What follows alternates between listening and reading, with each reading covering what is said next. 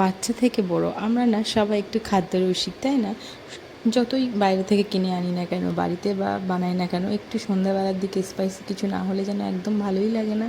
দেখো সন্ধ্যাবেলা আবারও জিকু বাবুর আবদারে বানিয়ে দিতে হয়েছে পাস্তা। তো এই দেখো এখানে পাস্তাটা সেদ্ধ করে রেখেছি, একটু লবণ আর তেল দিয়ে সেদ্ধ করে রেখেছি। তারপরে এখানে পাস্তাটা দেবো বলে এখানটা সবজি কেটে নিয়েছি, ক্যাপসিকাম, গাজর, পেঁয়াজ, লঙ্কা, তো এগুলো কেটে রেখেছি।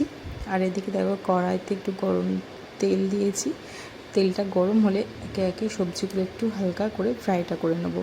তো টমেটোও দিয়েছি তার সাথে, তাহলে কি বলো তো, একটু সবজিটাও খাওয়া হবে, এমনিতেও সবজি খেতে চায় না, তো এইভাবে দিলে না ওরা বেশ সবজিটা মানে খেয়ে নেয় আর কি ওর মধ্যে। তো দেখো আমার সবজিটা একটু হাফ ভাজা ভাজা হয়ে গেলে অল্প একটু লবণ দিয়ে দেবো। তো আর পাস্তা একদম সহজেই বানানো যায়, কোনো রকম ঝুট ঝামেলা ছাড়াই। দেখো তার মধ্যে একটা ডিমও দিয়ে দিয়েছি আমি, তোমরা চাইলে ডিম ছাড়াও করতে পারো। তো দেখো আমি এবার ভালোভাবে ডিমটাকে ফেটিয়ে নিয়ে একদম সবজির সাথে বেশ মিশিয়ে নেবো। আর একটু দেবো গোলমরিচের গুঁড়ো, আর কিছুই তেমন দেবো না এতে।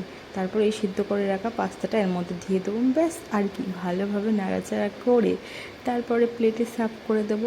তারপর ওপর থেকে একটু সস দিয়ে রেডি একদম পাস্তা। সন্ধেবেলা এরকম গরম গরম স্পাইসি কিছু হলে বাচ্চাদের কিন্তু মনটাও ভালো হয়ে যায়, আর ওরা তাড়াতাড়ি কিন্তু পড়াশুনোটাও করে নেয়।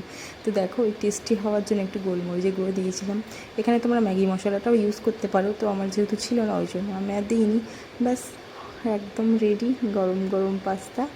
আর জিকু বাবু খেয়ে তো বললো মা খুব সুন্দর হয়েছে, তার সাথে মামামও, আর তার সাথে আমাদেরও একটু খাওয়া হয়ে গেছে। এই আর কি, বাচ্চাদের সাথে সাথে নিজেরাও হয়তো করতে ভালো লাগে না, কিন্তু যখন হয়ে যায় তখন আমরাও কিন্তু বাদ যাই না খাওয়া থেকে। তা তার উপর একদম একটু টমেটো সস দিয়ে পুরো একদম সবাই মিলে খেয়ে নিলাম পাস্তা।